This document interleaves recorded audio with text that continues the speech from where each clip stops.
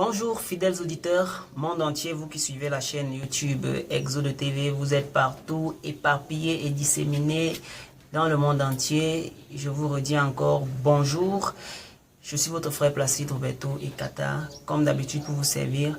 Nous avions déjà fait un grand temps sans avoir de dispensation, mais le Seigneur est au contrôle. Et il nous a encore permis de venir ici afin de vous apporter cette brève édification, bien-aimé, qui va encore aider quelqu'un dans la marche avec le Seigneur. Je vais encore le dire comme je le dis toujours d'habitude et comme je le dirai toujours. Bien-aimé, pour se préparer à rencontrer le Seigneur, il faut savoir comment est-ce qu'on est en train de marcher avec lui. C'est-à-dire que bien marcher avec le Seigneur chaque jour dans nos rapports avec lui, bien-aimé, c'est ça qui renforce l'intimité, c'est ça qui fait en sorte que on puisse garantir l'arrivée. Parce que tu ne peux pas seulement regarder la destination où tu vas aller sans savoir comment est-ce que tu es en train de marcher.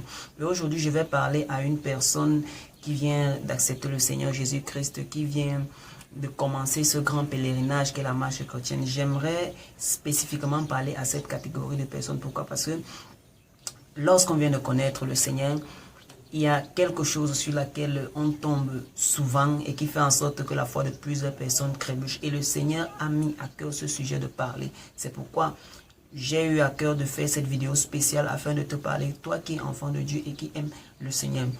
Une chose qui fait en sorte que beaucoup de personnes abandonnent la foi. Et cette chose-là a trait au caractère de Dieu. Parce qu'on ne connaît pas comment est-ce que le Seigneur se comporte. Et beaucoup de personnes, quand ils sont confrontés à cette manière de faire là de Dieu, elles sont déboussolées. Alors, bien aimé, le Seigneur ne veut pas que tu tombes, que tu abandonnes comme plusieurs personnes ont abandonné.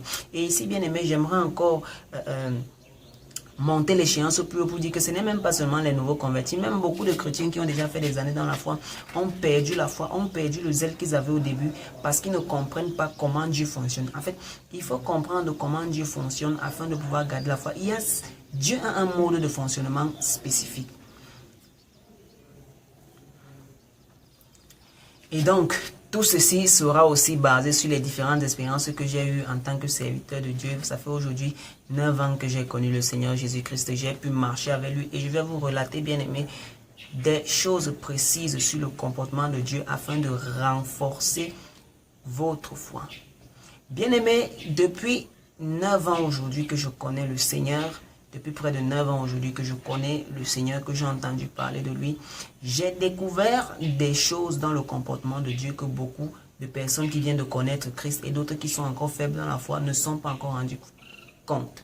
Et cette chose-là fait souvent en sorte que tu commences ta marche chrétienne, mais dès que tu es confronté à cela, tu abandonnes la foi.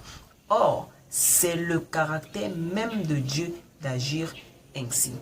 Alors, quelle est cette chose?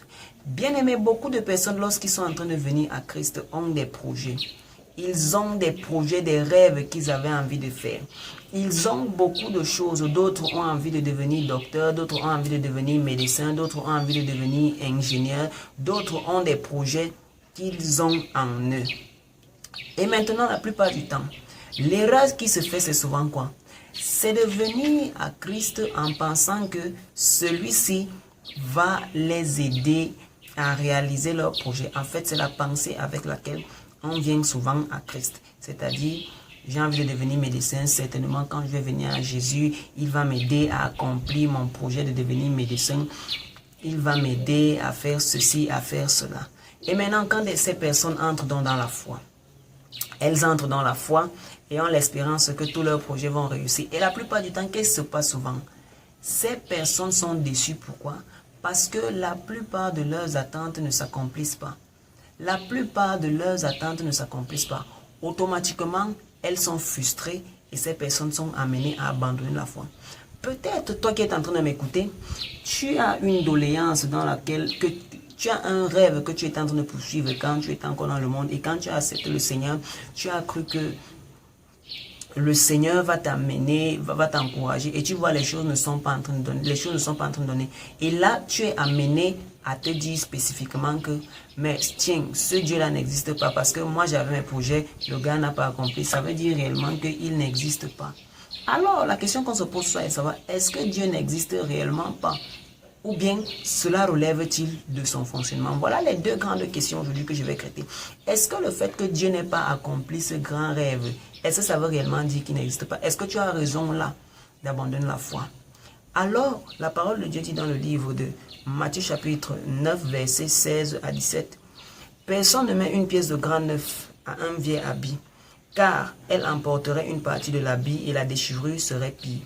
On ne met pas non plus du vin nouveau dans de vieilles outres. Autrement dit, les outres se rompent, le vin se répand et les outres sont perdues, mais on met le vin nouveau dans des outres neuves, et le vin et les outres se conservent. » Je vais compléter avec Ésaïe 55, verset 8.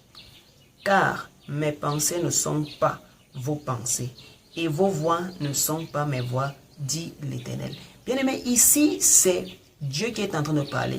Dans Matthieu, c'est le Seigneur Jésus-Christ qui parle, et dans Ésaïe, il parle au travers du prophète Ésaïe. Et ici, il est en train de donner le mot définitionnel pour comprendre comment Dieu fonctionne. La première chose que Dieu va dire avec le texte d'Ésaïe 55:8, c'est que ses voix ne sont pas nos voix et ses pensées ne sont pas nos pensées. Ça veut dire que quoi? Entre la pensée que toi tu te formules, le projet que tu as de toi-même, ce n'est pas ça le projet de Dieu pour toi. Il faut comprendre, bien aimé, que lorsque tu viens à Dieu, ça veut dire que c'est Dieu qui devient le tuteur de ta vie. C'est Dieu qui devient le responsable de ta vie. Et donc, c'est à lui de te classer une itinéraire.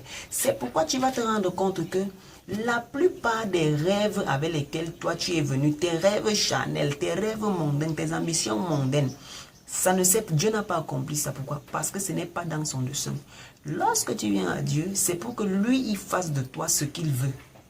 En fait, voilà la grande conclusion de cette marche chrétienne. Est-ce que tu comprends? C'est pour que Dieu, lui, il fasse de toi ce qu'il veut.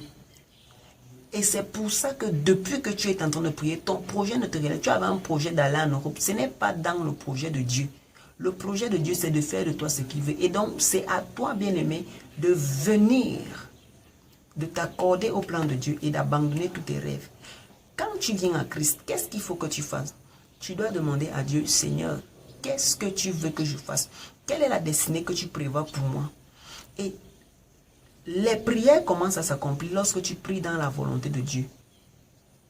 C'est pourquoi il est écrit dans la Bible que si vous demandez quelque chose en accord avec la volonté de Dieu, il va l'accomplir. En accord avec les choses qui sont dans son dessein pour toi. C'est-à-dire que quoi? Ce ne sont pas tes projets, tes rêves que tu as là, tes mariages que tu voulais faire et tout et tout. Comprends que c'est Dieu qui crasse ta destinée maintenant. C'est pourquoi il dit, personne ne met une pièce de grain neuf à un vieil habit, car elle romprait la partie de l'habit et la déchirure serait pire. On ne met pas non plus du vin nouveau dans de vieilles outres. Le vin nouveau, c'est quoi? C'est la vie que Christ veut t'accorder.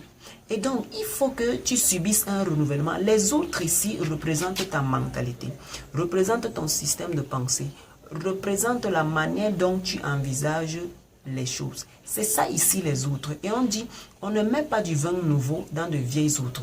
Ça veut dire que la vie nouvelle de Christ, tu ne peux pas la mettre avec tes anciens projets. C'est pourquoi les anciens projets que tu ne fais que demander à Dieu, Seigneur, je voulais aller au Canada, ce n'est pas dans l'agenda de Dieu pour toi.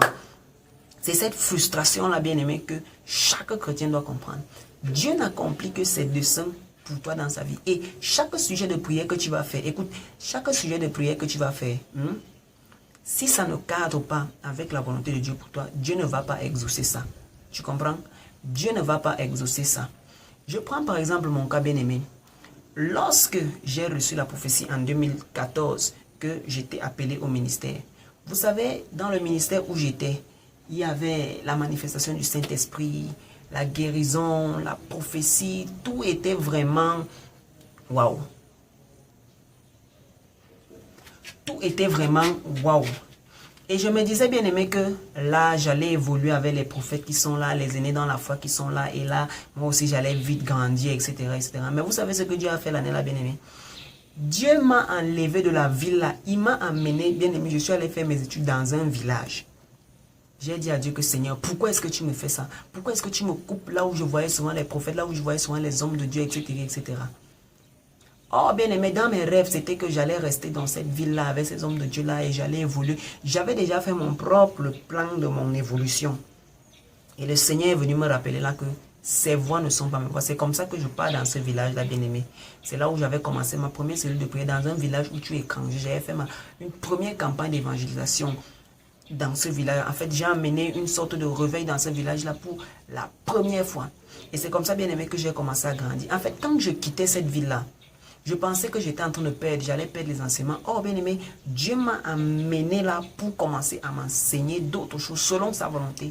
Et aujourd'hui, bien aimé, ayant compris cela, je suis très fier. Je ne regrette pas parce que si j'étais resté là-bas, il y a certaines choses il y a certains niveaux d'opération que j'ai déjà avec Dieu que je n'aurais pas aujourd'hui. Vous voyez, c'est pour dire que quoi?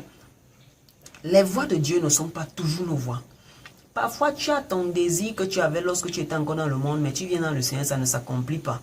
Ne pense pas que c'est parce que Dieu est incapable d'exaucer ça. Ne laisse pas Satan te faire croire que non.